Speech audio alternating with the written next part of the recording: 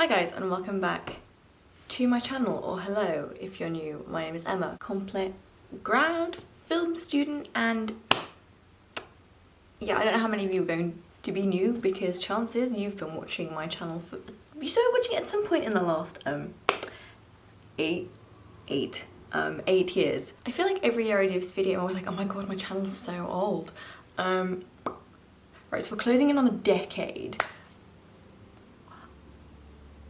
I always equate each year in the size of like a child. Imagine having an 8-year-old. Imagine having an 8-year-old child. That is not just like a child, that is like a whole little person who has thoughts and opinions and feelings, and I've been doing this for a very long time. I'm only 22, so I'm just like, how, when, at what point did this happen? I started my channel when I was 14. I don't understand how I've been doing this so long. Tell me, okay, I've been making these videos for 8 years. Tell me, can you, even if you don't usually comment, I'm gonna say it's at the beginning of the video, even if you don't usually comment, tell me below how long, like when you guys started watching my channel. I am actually like dying to know this. And I asked you over on Instagram. What are your questions though? Because this video otherwise becomes incredibly repetitive. YouTube content is interesting, but I think YouTube as a format is also very interesting. And also, obviously, I've been doing this a long ass time. I have seen, if you want to talk to somebody about digital culture, I am your girl. Like, I've seen some shit, okay? I've seen some shit. I remember being a child and not having access to the internet and being thrilled when we'd go to a restaurant and then me and my younger brother would be allowed to play games on my mum's phone on this Nokia for like 1, 2, 3, and then you had to press all the buttons each time to get a letter. Yeah, some of you genuinely don't know how emotionally painful that was to do. I did this a few days ago and I've been thinking about the questions you guys have asked me like a lot. Like a heck of a lot. You guys ask some really interesting things, like you don't ask dumb shit, which then obviously flatters me because I'm like, you guys are smart and you want to follow me? Interesting. You watch my videos, you watch this channel, which I seem to be saying in every other video because it is beyond me sometimes. Oh crikey, there were way more of these than I thought there were. Oops. The first one from my friend just says, why? Honestly, I have no idea. I have never done anything as consistently as I have done YouTube. Well, I say consistently, but there were times when I wouldn't upload a video for maybe like 3 or 4 months. I just did this because I liked it. I do this because I like it. One of the most insulting things actually anyone has ever said to me about my YouTube channel, this boy that I like vaguely knew, who was friends with my brother, and he said he always found it really cringe whenever he'd see me like post a link to a video on my Facebook. So it's like, oh yeah, it's really like awkward seeing people trying to make it.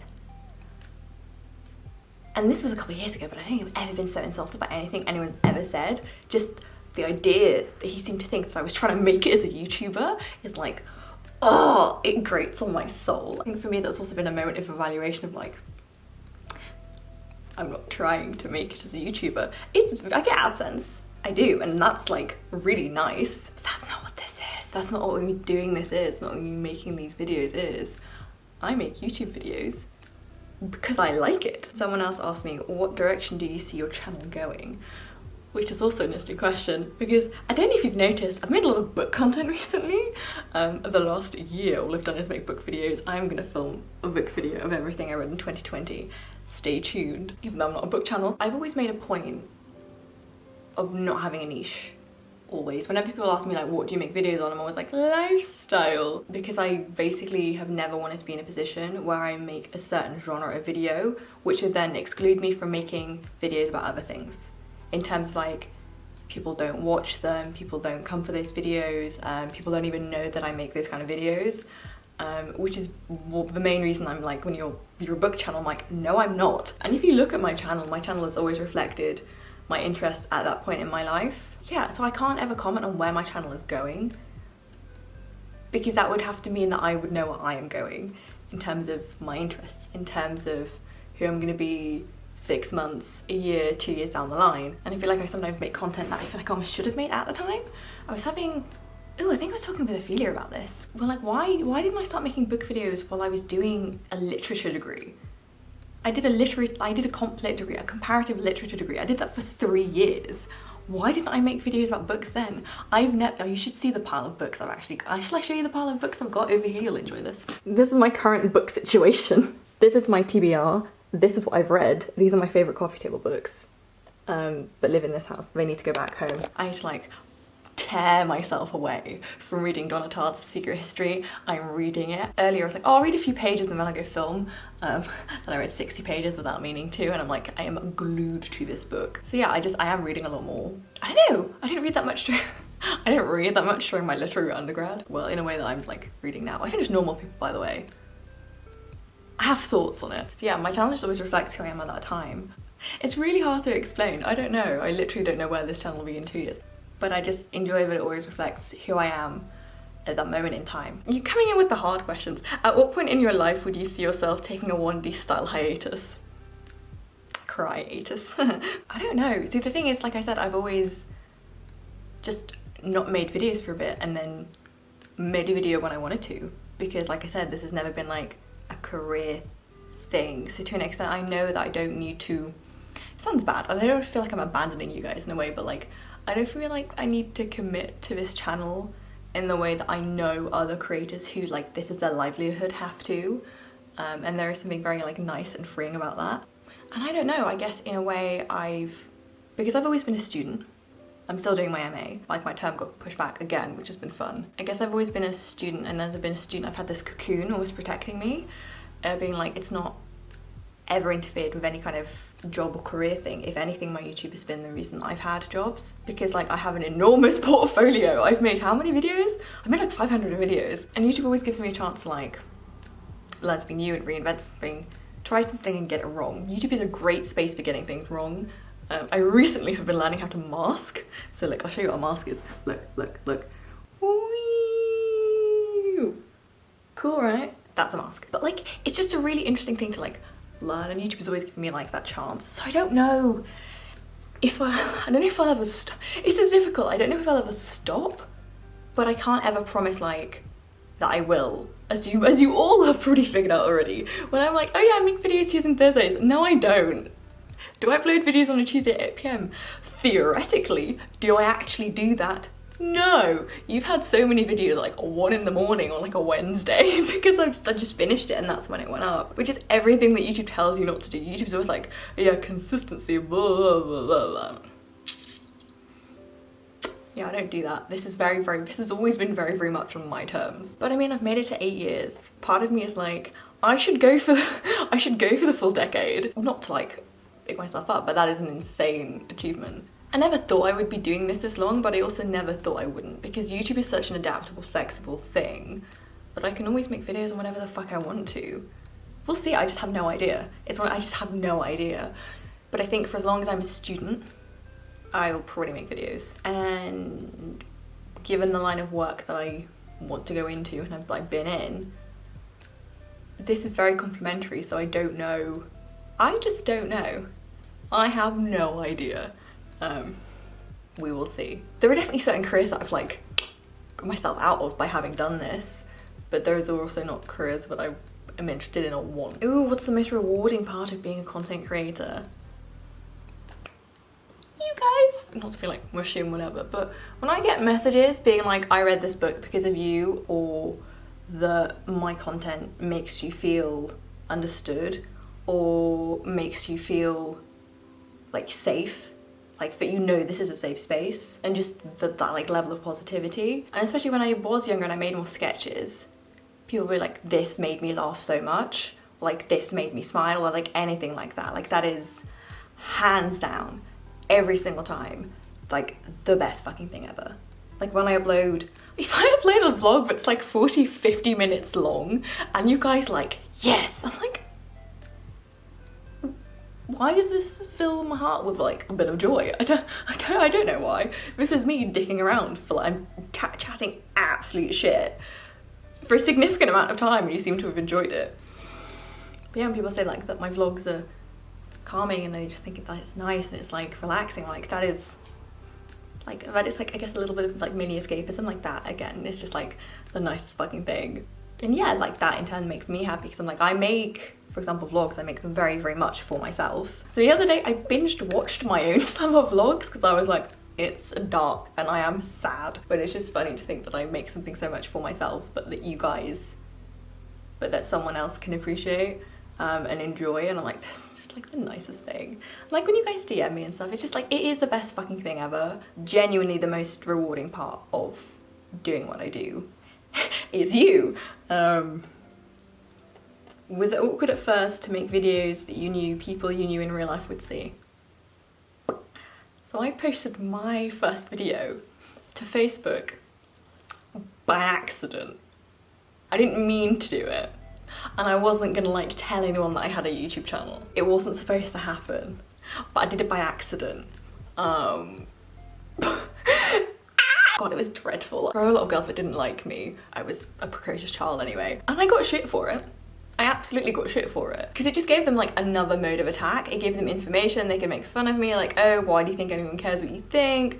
Why do you think anyone's gonna watch that? Etc, etc. I'm sure you can fill in the blanks, and like, you know, people would say that aggressively to my face, and I'm just like, well, the only thing you can do is carry on. And now it's been 8 years. I don't know, I guess I just, yeah, fuck it. This other question, so what gave you the confidence to do YouTube? Unbridled narcissism, God complex, major main character syndrome. One of the three. YouTube was such a different thing 8 years ago. It was such a different thing. YouTube wasn't a place that like really confident people went. I would argue that that happened very much after Vine essentially collapsed and all of those people came over to YouTube. YouTube was always a platform for the more introverted, more nerdy types, you know, the people who were really like into gaming or really into makeup, whatever, like were slightly socially outcast people, I guess, in a way, who didn't have people in their own lives who particularly shared their interests that much, which is then why they went out and find a community online. That is very, very much where that used to come from. So YouTube was never a place for the cool, popular influencer, like that wasn't a thing. But it just made so much sense for me as a person. Really wasn't the confidence thing you maybe would need now. And like, it's already people didn't like me at school anyway. I don't know how much worth I can make for myself anyway, so I just did it. But I want to point that out. YouTube is a very different landscape. And the people who, you know, went into YouTube were very, very different. I want to do a solo YouTube channel, but struggle to have the confidence to post. This is an interesting one. I can't remember which creator it was who said it, but they were like, your first 100 videos are going to be trash. And you just have to accept that, and you will improve when you find your feet, you find your style, and then you'll just do it. You just basically have to accept the first 100 will be crap. Me being the precocious 15-year-old that I was, 14, 15-year-old that I was like, everything I make is gold. So I managed to get to 100 videos, and only like now do I look back at it, I'm like, that was really shit though. But I didn't think about it then. But yeah, it's just accepting that your first few videos aren't gonna be great, and that you very much just have to keep going, and these things just improve as you get more comfortable with yourself, your content, and especially your edit. Your edit is a massive, massive part of your channel and your personality, and you should very much edit in a way that you think reflects who you are as a person. That is a very complicated and confusing thing to say if you don't know what I mean, but you'll start and you'll understand what I mean. Any editors out there understand me? How much time do you invest doing or editing the videos? Far too long, or I can only describe as a disgusting amount of time. That is why when like I'm at school, when I have, you know, when we're filming, when I have exams, whatever, that's why I don't post. Because this takes up a horrendous amount of time. My Christmas vlog, for example, it took just to cut things out and censor out my parents' faces, and you know, that took a day.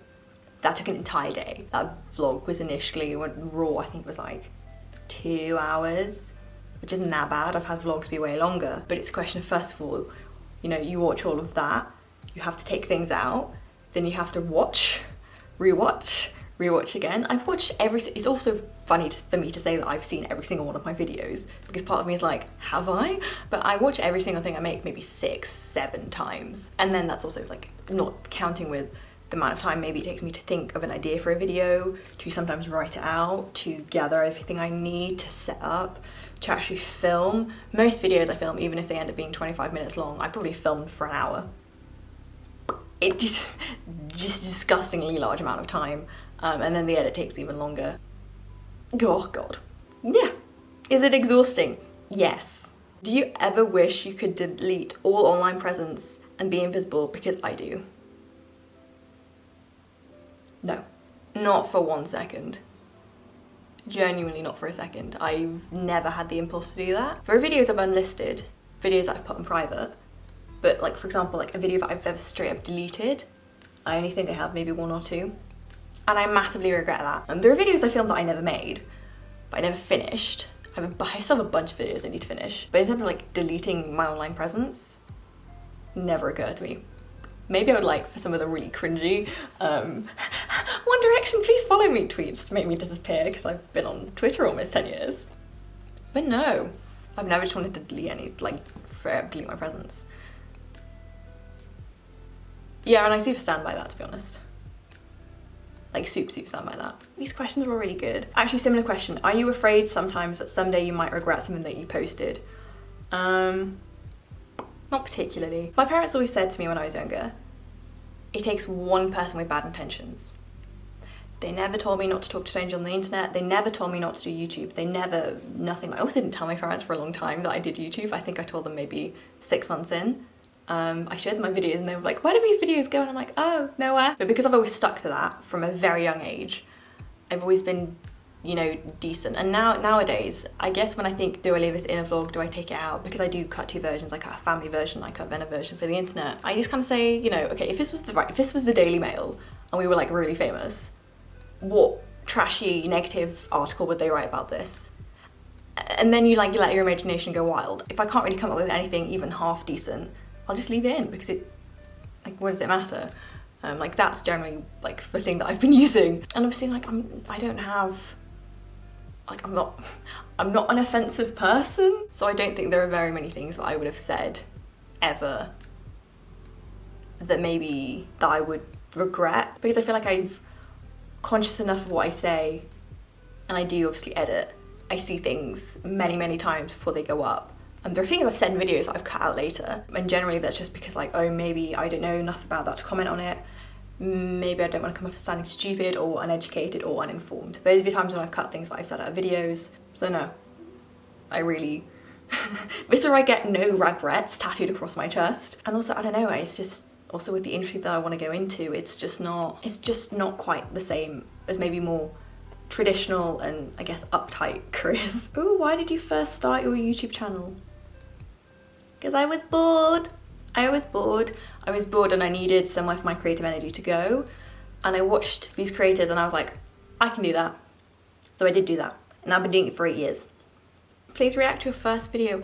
I have a video like that. I will leave my first video in the description. This is the only time I link it anywhere in these videos. I'll link all of the other ones I've done and I have reacted to it.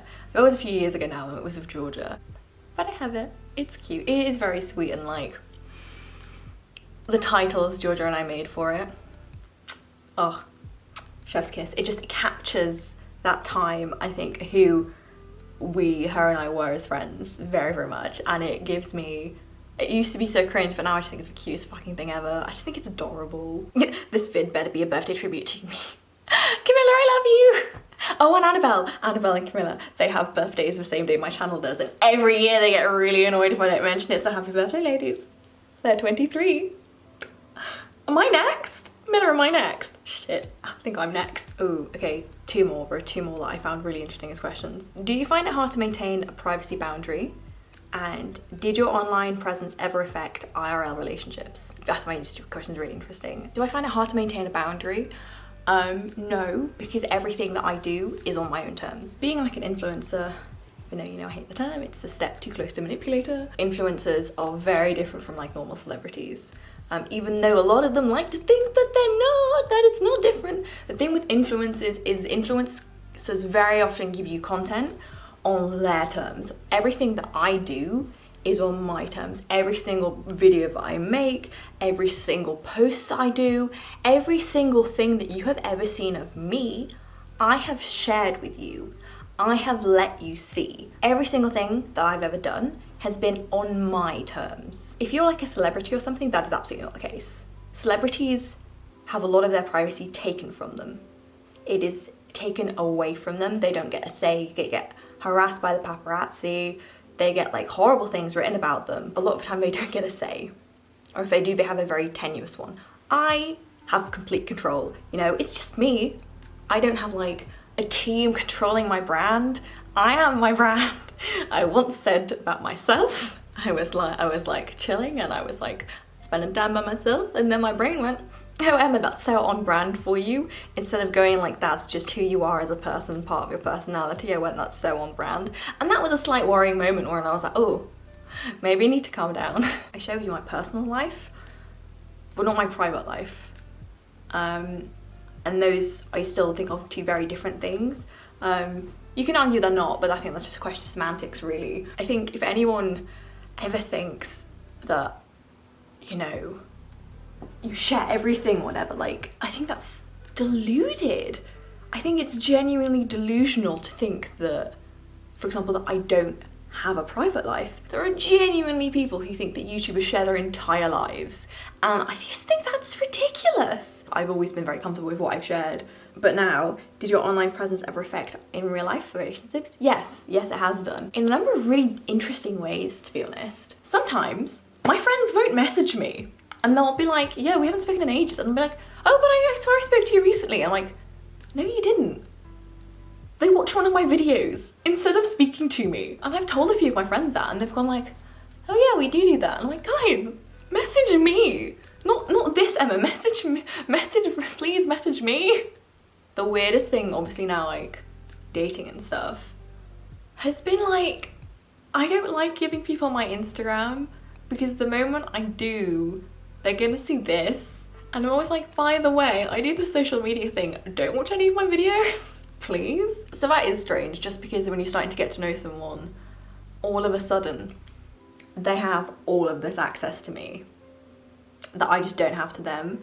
For me, that makes me uncomfortable, because it's an uneven playing field. It's like, then if we go on like a date or whatever, you've kind of already hung out with me a little bit, and I haven't done that with you. Oh, and I actually know of somebody trying to watch my videos, trying to give themselves the ick. The weirdest thing generally is like, they're not, when maybe somebody I'm trying to date, whatever, doesn't watch my videos, but their friends do. And it's been like a case of their friends, and like, I'm so used to this routine now, like I've done it many times. Their friends will find my YouTube videos, they'll watch my YouTube videos, they'll send that person screenshots of things or tell them things about me, and then that must be the most bizarre fucking experience, that like you're trying to date this girl and your friends are telling you shit about her. I know that sometimes friends of old flames, whatever, still watch my videos and give them updates. Stop doing that. It's people's friends taking the piss, and you can't expect them not to. People are like that. I don't know if anyone has ever not dated me because of it. I have a couple suspicions, but no one has ever like upfront said to me like, oh yeah, you do this like thing, like I'm not down, like I don't want to be part of anywhere near that. Which is fair enough, I'm not for everyone. And then just when other people who really have no business to an extent, they use it to keep tabs on me. Just because something is out there for the entire world to see if they want to, does not mean that you should then be like watching it. Because you have another agenda. You're not watching this because you like watching my videos or because, you know, you think it's entertaining content. You're watching it to keep tabs on me, to use it against me later, or like inform this person, being like, you know, you shouldn't date them because of blah, blah, blah. Like, it's incredibly petty, it's incredibly childish, and it's just not on. You're watching it with malintent. But people don't like hearing that, as you can imagine, and they're like, oh, that's not true, you put it out there for the whole world to see. I'm like, no, you're watching it with the wrong intentions. So someone asked about the good and the bad sides of YouTube. There you go, it is a massive downside. People then in your real life think they have a right to you. I've always explained it with like sort of circles. My inner circle of like very close friends or whatever, they watch my videos because they are in them. They watch them because they're in them. They watch them because these are sometimes conversations.